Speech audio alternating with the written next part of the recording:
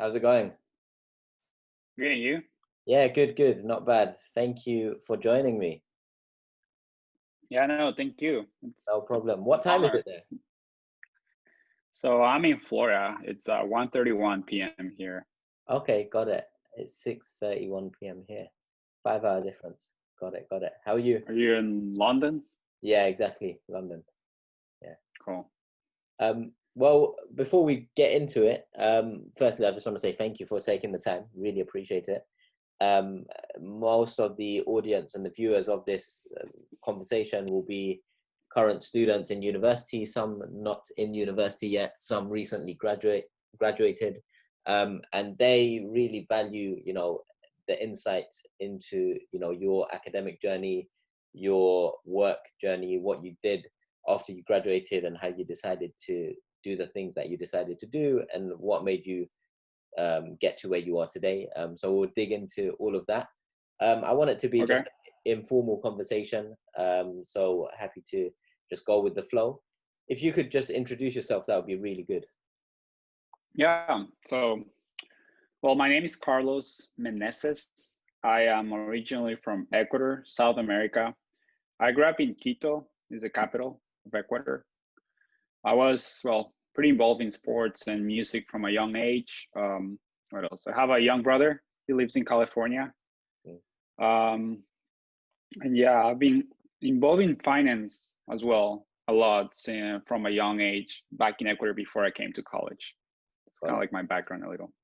Got it. Got it. And growing up, what was that like? Did you have a household or parents who were focused on you becoming a certain professional? So, whether that be an athlete or someone in engineering and finance, or was it kind of like just do well in your studies and see what happens? So, well, both of my parents are physicians. So it's funny because my dad, he's a dentist and he has his own practice. So it's a good business. And for a moment, I thought about becoming a dentist, but even though I will have like the path already to go of his steps.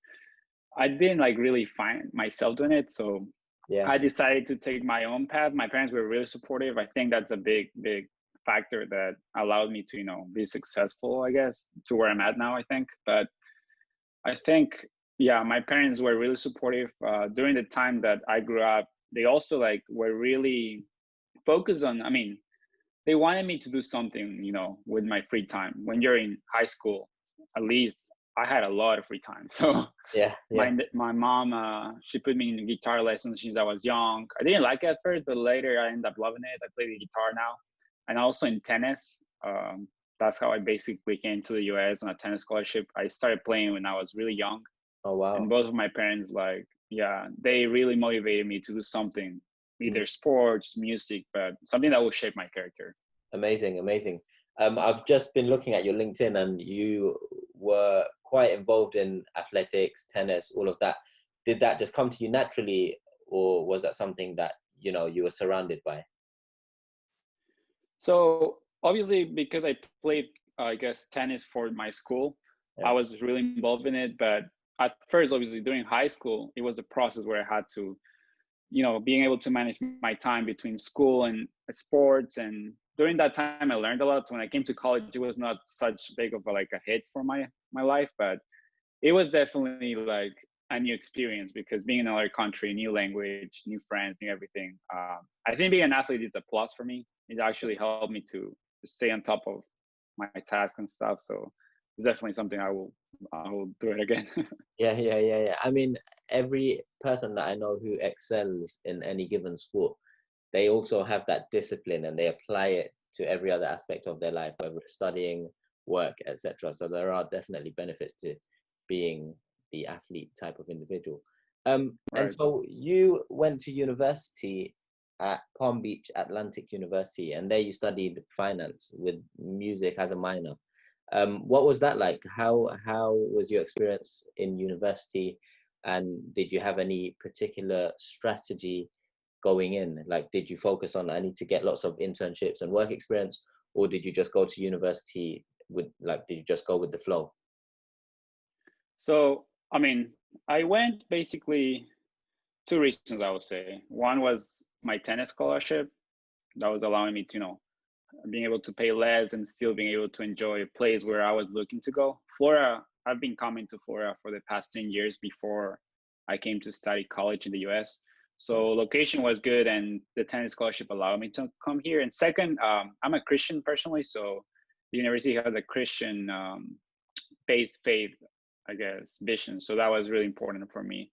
Coming into college, I know that like internships and stuff was going to be really important for me, but I didn't really focus on it until the last 2 years of my college career. The first 2 years was for me like trying to get used to, the new country, new language, friends, and being able to make connections most of it. I knew like after I made good connections, I will have more opportunities later to, find jobs or internships, which was my goal to do it in the last 2 years. And I actually did. Yeah. Yeah. In terms of on your degree, you majored in finance. What were your course mates like? Were they all focused on internships and work experience, or were they also pretty relaxed or in the first years and then more focused later on? It was like mixed, I will say. Like I know a lot of my classmates were just living college life, and enjoying, which is, I mean, it's okay. I enjoyed a lot too. But later on, they, I guess, struggle a little more with the job search and stuff. While I had others that were really focused on making connections, going to every single career fair, open to opportunities. And that actually helped them a lot. I think I was more on that side of trying to make connections and making myself available to, new opportunities. Yeah. But I think it's a mix of everything. In college, you literally find people from, all sorts of aspects and thinking. So I think it was really interesting to see how people come from different, mindsets, and how does that play out. Yeah. And so in your penultimate year, you interned at Finance of Food. I would love to find out a bit more about that. I haven't heard of Finance of Food before. And obviously it ties into what you're currently doing. So you started your own startup in the world of, produce, and we'll go into all of that later on. But tell us a bit about how you decided to do an internship at Finance of Food, what it was like, what it was about. Yeah. So, well, Finance of Food, this is the guy behind it, I will say. His name is Mark Campbell. He's now my partner / boss at the startup, which I started with. We both started. But before the startup, he owned his own investment banking shop firm. It's like a small company called Finance of Food. I first interned with him my junior year of college. So I did, a financial analyst position. And the company mainly focuses on the fresh produce industry and investment banking activities. We did a lot of mergers and acquisitions. Yeah. We helped with capital raise. We also did some CFO consulting, basic CFO.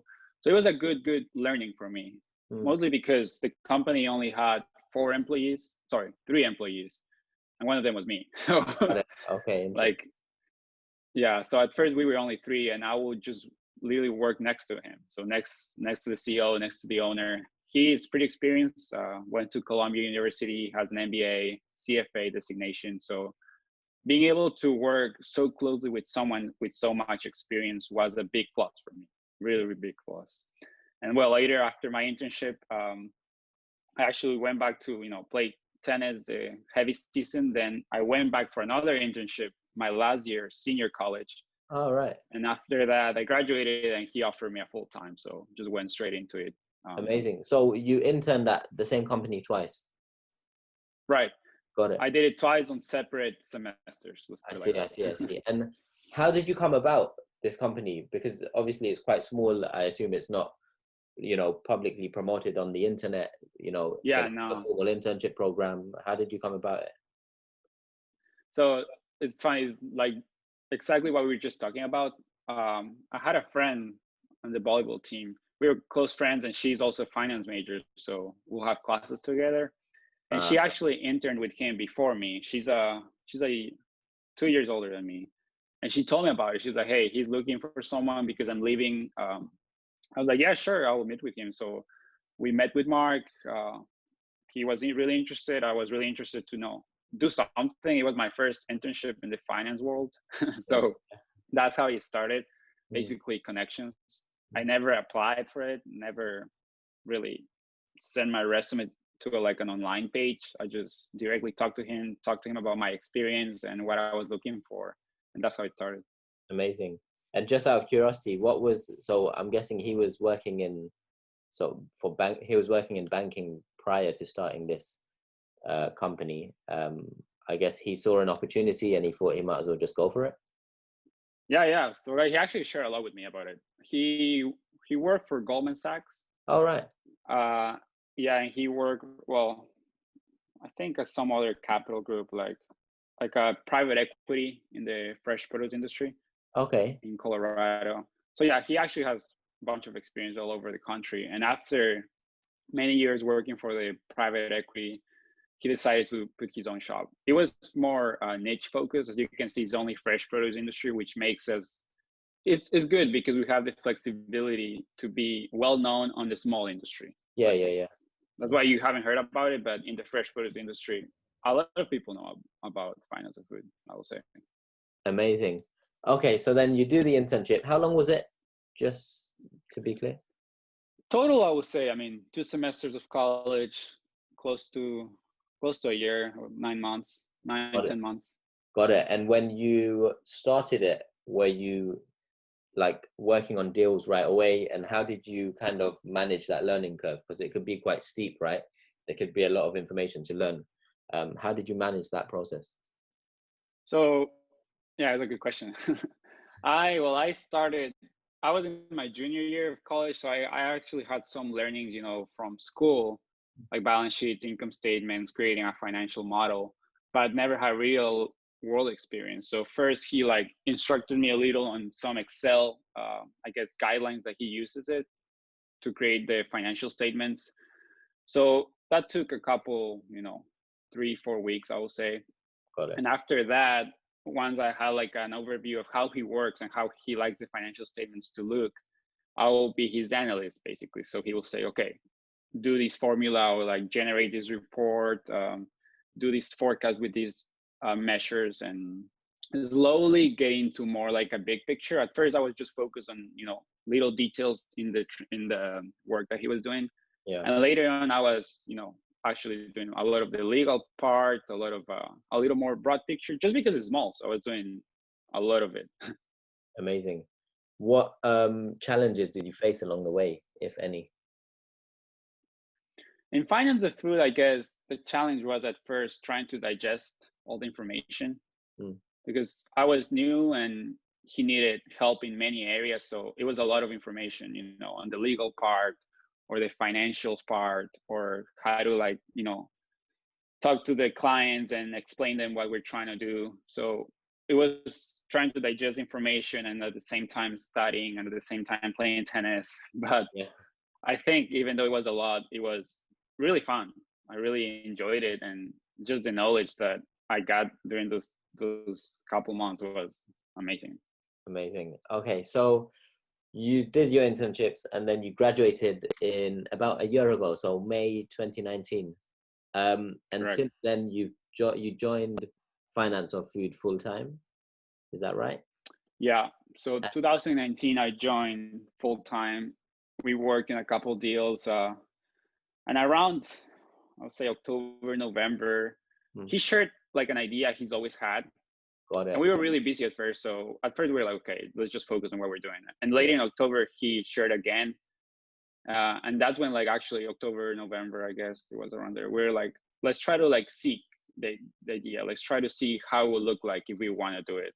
And the idea was the tech startup. So, we started brainstorming, just like how any startup will start, trying to see what we need, which people, and forecasting, trying to all sort of things. And that's how we started brainstorming on Produce IQ for 2 months, I would say, straight, until January came and we actually decided to do it.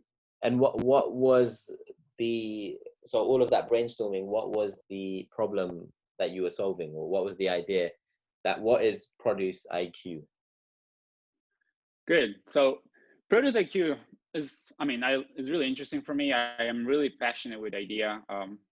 After working, he's been in the industry for probably 20 years, and I've been now almost 2 years, I will say. There is like the industry, I will say, is pretty like old school. Mm. So in the fresh produce industry at the B2B level, because it's only B2B what we do, the farmer be, to sell to like a retail store, Walmart, Publix, Costco at the end, there's a lot of, middlemen in Yeah, between. And also, apart from that, the biggest issue is that it's not efficient. So everything is through calls. So like, and as you may know, produce is really volatile. So avocados could cost 20, I don't know, 50 cents today, and tomorrow could be 150, yeah, and yeah, that's like 150% increase. That's a lot. So basically it's everything through phone, everything through like emails. And we're like, okay, like there gotta be a better way to do this. If yeah. Amazon is doing it, if eBay is doing auctions with like millions of items all over the world, we thought that it could be possible to do it on the fresh produce industry at the B2B level. Got it. And okay, so then it's very recent that you officially started working on Produce IQ. So I'm just on your LinkedIn and it says June 2020, so it's last month. So is finance of food still happening? Are you working on both of them at the same time? So finance of food is still happening. We have a few clients, that we still help just because we have a big relationship with them. Mm. For future clients, we've tried, to like lower it down just because we're trying to focus on Produce IQ. And yeah, it says June. That's when like the company went public. So we Fair, didn't fair. disclose any, information title until June. Yeah, We started working on it like officially on January, yeah, yeah, and June came, we make it public, and yeah. yeah, here we are. Amazing. In terms of, so a lot of students and graduates, they end up working at, an investment bank or a consulting firm or, any big company. And a lot of them want to kind of leave or start their own startup. What advice would you give to someone in that position? Hmm. Well, in my case, I guess it was a little special because I had my previous boss, well, he's still kind of my boss slash partner, Yeah, like support our idea, because it was me, myself, and him that decided to do it together. So I would say try to find someone that you can rely on and someone that will like, I guess, complement. Because if you think about it, on my situation, I'm the young one. I am the one with like less experience. I'm the one with like less years on my belt. But even though he has more experience and he has more ability to fund the company at first, like I think young people have a lot of insight. We yeah, realized that's why like probably like you actually started hiring, young people, because we have a lot of insight to the new world. Like mm, just the idea, it's new. A marketplace online in the fresh produce industry is something that, yeah, I mean, people that work currently in industry will never imagine just because they are older. And young people have that insight that actually it brings a lot of value to the company. So I will say, yeah, try to find someone where you can complement who you are. Like try to find someone that will complement your idea. So if you work together, hopefully it's successful. amazing. And so I'm on the Produce IQ website now. So it's a marketplace and you've got a price index. Did you need to become like a data specialist to create this, or how did you handle and manage and develop the technical side of things? So, well, I love technology, but I'm not a developer. Yeah, yeah, So yeah, I have a basic understanding of SQL and like all the technology that goes behind it. But we actually connected with the right people. mm, Mark had connections in the technology world. So we have a team that is working on the development side. It's a team of like 10 people that actually created a website. If you go onto the marketplace tab, it says coming soon because we're still working on it. It's mm, hopefully going to be released soon. We have a beta. It will be probably August, and then after that we'll launch officially. But it's our team that we're managing basically. We're not the developers. yeah. I do operations and he's the CEO, so we hire Got people it. to do it for us. Now this might be a silly question, but I'll ask it anyway. So you say we are the first anonymous digital marketplace for qualified growers and buyers. Why is anonymity important? Good question. Well, if you think in the fresh produce industry, it's a lot of relationships. You know, you have someone that you usually buy from, you're Yeah. used to get product from. However, I mean, many in a marketplace, if you think about it, you can post product for sale and have someone like a buyer look at it and maybe buy it. But if you have a relationship with someone and you have product to offer, maybe like a lower price or a higher price, you don't want like your, you know, who you make business with, like looking what you're doing with other people. So in order to protect privacy, we make it Yeah. anonymously at first, at least, because that way we can still have transparency and trust in a way, because we do like produce industry has food safe certificates, credit scores. So there is a lot of ways that we can do like a curated ecosystem in our marketplace, which Okay. we brand a lot. We don't want, you know, anyone just selling products. We want like real companies that are reliable and trustworthy in our platform and can have the, you know, the privacy to find real prices in the market. Got it. Got it. Now, if you were to explain what Produce IQ does to a 5-year-old, how would you explain it in simple terms? It might be Let's see. tricky.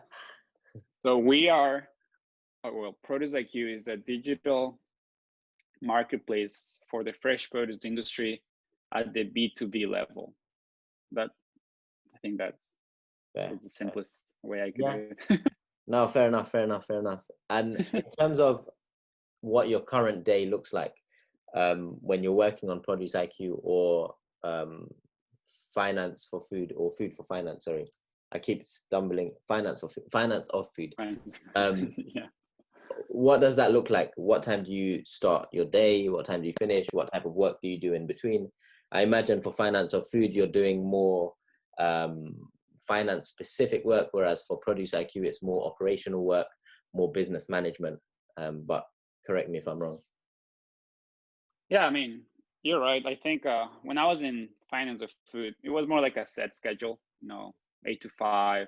I would go to the office or sometimes work from home. But with the startup, it's different in the sense that since I run operations and I manage teams, or like I provide my team with whatever they need, I have to be alert almost like 24/7. So Yeah.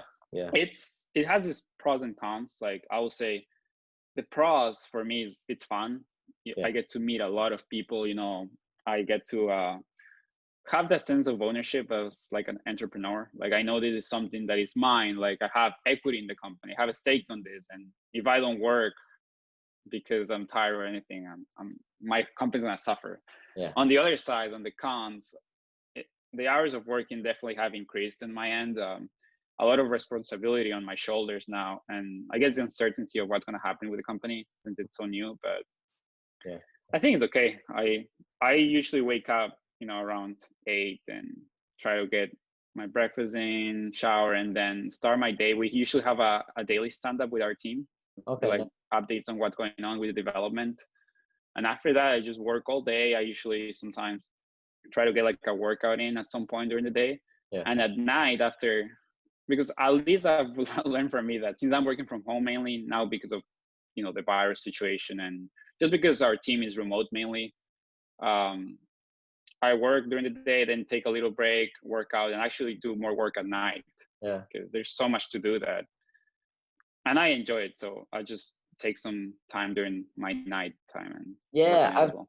I've actually noticed as well, working in the night, it can sometimes be a lot more productive because everyone else is just not working. So there's no emails coming in. It's a lot more quiet, and you can just have a good few hours to get a lot of work done. Whereas in the day, it's just, you know, constant distractions, things coming in, and it's hard to find, you know, a good few hours of concentrated working time. Yeah, I agree. In terms of growing the business, are you guys looking to or hoping to raise money in the future, or are you not thinking about that? We are. We have a couple investors already.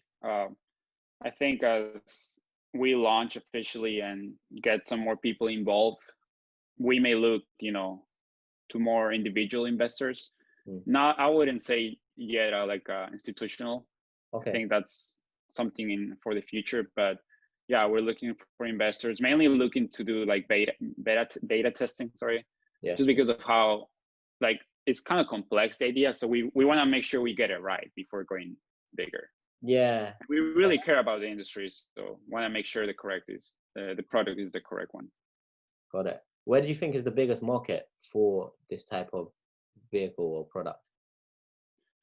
So we're starting in the US just because we're based here and Mark's experience is in the US. I think the US it's a huge market, fresh produce. I also think that, well, just because how produce is sourced, if you think about it, in the US at least, a lot of it comes from Mexico or Central America or South America. So there is a lot of, opportunity to grow outside the US and have import deals, export deals that are a little more complex because of, travel and stuff, but there's a lot of potential there. Yeah, for sure. If you had to go back to your first years of college or university and start again, would you do anything differently?